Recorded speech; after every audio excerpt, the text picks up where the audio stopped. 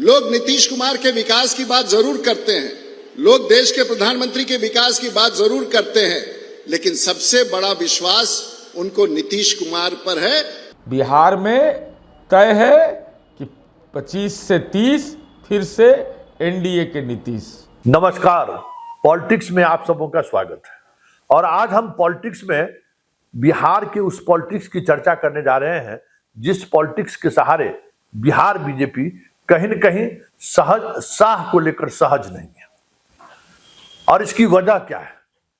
क्योंकि टिकट वितरण के शुरुआती दौर में जिस तरीके से चिराग को एक नेता के रूप में, एक फाइटर के रूप में जिस तरीके से बीजेपी का दिल्ली नेतृत्व पेश करने की कोशिश की, तो जदयू के तरफ जदयू वाले तो बाद में बगावत किए, पहले बीजेपी से ही बगावत के स्वर उठने लगे थे।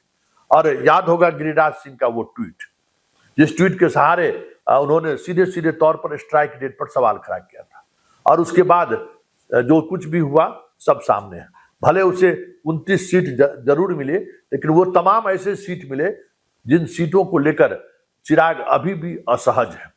और आज भी हर जगह नॉमिनेशन की प्रक्रिया फर्स्ट फेज के नॉमिनेशन की प्रक्रिया पूर्ण हो चुकी है, लेकिन चिराग अभी तक बिहार नहीं पहुंचे। आप समझ सकते हैं कि और ये पूरी साजिश या पूरी रणनीति कहीं न कहीं शाह की ही थी, ताकि नीतीश कुमार को चुनावी मैदान में उतरने से पहले ही एक झटका दिया जाए। क्या रिस्पॉन्स होता है नीतीश कुमार की तरफ से? लेकिन जिस तरीके से बीजेपी के अंदर से ही सवाल खड़े होने लगे, फिर बात जदयू की तरफ से भी होने लगी, तो बैकफुट पर शाह को आना पड़ा। और शाह के वो तमाम फार्मूले, भले सीट 101 रहा हो, लेकिन जो फार्मूला तय किया गया था, जो सीट तय किया गया था, वो सारी सीटें और फार्मूला भी बिहार आते आते उसकी हवा निकल गई। क्या मुख्यमंत्री के चेहरे को लेकर भी कुछ ऐसा ही होने वाला है? कल उन्होंने आज तक के कॉन्क्लेव में जिस तरीके से कहा कि विधायक दल मुख्यमंत्री के चयन करेंगे, उसमें हमारी कोई भूमिका नहीं है। हाँ, नीतीश के नेतृत्व में हम चुनावी मैदान में जा रहे हैं। और बात में उन्होंने यहां तक कहा कि पिछली बार भी बीजेपी बड़ी सरकार पार्टी थी, फिर भी नीतीश मुख्यमंत्री बने, लेकिन मुख्यमंत्री नीतीश बनेंगे यह कहने से अमित शाह परहेज करते रहे। हालांकि कल रात में ही बीजेपी के प्रदेश अध्यक्ष का एक बयान आया जिसमें उन्होंने कहा कि नहीं, वो सिर्फ उसका तरीका बता रहे थे कि मुख्यमंत्री का चयन कैसे होता है। नीतीश कुमार को लेकर कोई असहजता पार्टी में या गठबंधन में नहीं है। पहले आप सुन लीजिए दिलीप जायसवाल अमित शाह के उस बयान के बाद पहली प्रतिक्रिया के तौर पर कह क्या रहे। उन्होंने प्रोसेस बताया, उन्होंने ये नहीं कहा कि सीएम कौन होगा, ये नहीं, वो पूछा गया कि सीएम का क्या कैसे, तो उन्होंने कहा सीएम का ये प्रोसेस होता है कि लोग बैठ करके और फिर उस विधायक दल का नेता चुनते हैं। लेकिन उन्होंने ये भी स्पष्ट तौर पर कहा कि नीतीश जी के नेतृत्व में हम चुनाव लड़ रहे हैं। सुन लिए, मतलब उस बात को थोड़ा मतलब सहजता के साथ दोनों बात कहते हुए अभी फिलहाल विवाद से बचते दिखे। जदयू की अगर बात करें तो इस मुद्दे को लेकर जदयू की स्थिति यही है कि संजय झा ने इस मुद्दे पर ट्वीट तक नहीं किया है, जबकि आज राजनीतिक तौर पर बड़ी गहमागहमी इस विषय को लेकर है। सम्राट चौधरी को लेकर जो बातें आ रही हैं, उनके पिता का बयान आप सुन ही लिए होंगे, किस तरीके से पिता ने उन्होंने कह दिया कि भाई बेटा मेरा मुख्यमंत्री उम्मीदवार है, उनको वोट करिए। उसको लेकर भी कोई प्रतिक्रिया जदयू की तरफ से नहीं है। आज शाह की मुलाकात भी नीतीश से हुई है, और उस मुलाकात के दौरान जो तस्वीरें जारी हुई है आपको मुख्यमंत्री आवास के सचिवालय की तरफ से, उस तस्वीर से समझा जा सकता है कि कहीं न कहीं एक रणनीति के तहत संजय झा को उस फ्रेम से बाहर निकालने की कोशिश हुई। संजय झा के फेसबुक प्रोफाइल पर वो तस्वीरें हैं जिसमें संजय झा दिख रहे हैं, लेकिन नीतीश कुमार के प्रोफाइल पर जो तस्वीरें हैं उसमें सिर्फ संजय झा का पीछे का चेहरा दिख रहा है। वहां भी संकेत साफ है, लेकिन फिर भी शाह के उस बयान के बाद जदयू बैकफुट पर है, लेकिन बीजेपी ने ही बगावत का स्वर मजबूत किया है।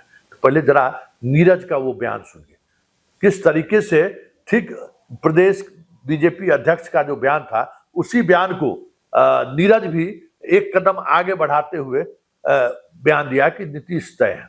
लेकिन शाह के उस बयान को लेकर सामूहिक तौर पर या सांकेतिक तौर पर भी आवाज उठाते हुए नहीं दिखा देते। जरा सुन लीजिए क्या कह रहे हैं नीरज। बिहार में तय है कि 25 से 30 फिर से एनडीए के नीतीश। लेकिन इससे इतर, नीरज के बयान से इतर, रूढ़ी ने मंच पर जो बातें अमित शाह की उपस्थिति में नीतीश को लेकर कहा है, कह सकते हैं कि चिराग को लेकर जो असहजता गिरिराज सिंह ने व्यक्त किया था, ठीक उसी तरीके की असहजता रूढ़ी ने भी व्यक्त कर एक खुली चुनौती शाह को दिया है। जरा वो भी एक बार फिर से कार्यक्रम की शुरुआत में आपने सुना ही था, एक बार फिर से सुन लीजिए कि रूढ़ी क्या कह रहे हैं। लोग नीतीश कुमार के विकास की बात जरूर करते हैं, लोग देश के प्रधानमंत्री के विकास की बात जरूर करते हैं, लेकिन सबसे बड़ा विश्वास उनको नीतीश कुमार पर है। तो आपने सुना, मतलब दिलीप जायसवाल, नीरज, संजय झा का नो कमेंट्स और फिर राजीव प्रताप रूढ़ी का ये बयान, ये सारी चीजों पर अगर आप गौर करिएगा तो ये बात समझ में आनी शुरू हो गई है कि शाह बिहार को लेकर जो भी खेल खेलने की कोशिश कर रहे हैं या जो भी बिसात बिछाने की कोशिश कर रहे हैं, कहीं न कहीं उस बिसात को अपने तरीके से सेटल करने में बिहार बीजेपी के ही कई कद्दावर नेता लगे हुए हैं। वो राजीव प्रताप रूढ़ी और गिरिराज सिंह के बयान से साफ दिखने लगा है। ऐसे में होगा क्या, इसकी संभावना क्या है? क्या इस रूढ़ी की खुली चुनौती है? क्योंकि कॉन्स्टिट्यूशन क्लब के चुनाव के दौरान शाह की जो भूमिका रही, सीधे सीधे तौर पर शाह ने उसको प्रेस्टीज इशू बना लिया था और उस प्रेस्टीज इशू को कहीं न कहीं रूढ़ी ने ध्वस्त ही नहीं किया, आंख से आंख मिलाकर वो चुनाव भी जीत लिया। तो मंच पर मौजूदगी शाह का और बयान रूढ़ी का, क्या ये संकेत है कि बिहार में खेला हो गए? चुनाव बाद जो एक कोशिश हो रही है कि बिहार में बीजेपी की सरकार बनी, उसको रोकने की तैयारी या उसके रोकने की रणनीति बीजेपी के अंदर से ही तो बननी शुरू हो गई है। देखना दिलचस्प होगा।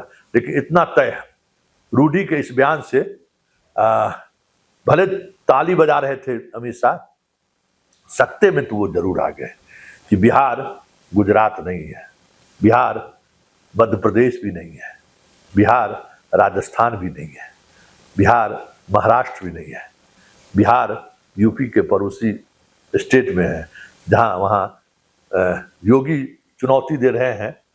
आने वाले चुनाव परिणाम के बाद यहां आपको गिरिराज, राजीव प्रताप रूढ़ी जैसे नेता चुनौती देते हुए दिख जाए तो कोई बड़ी बात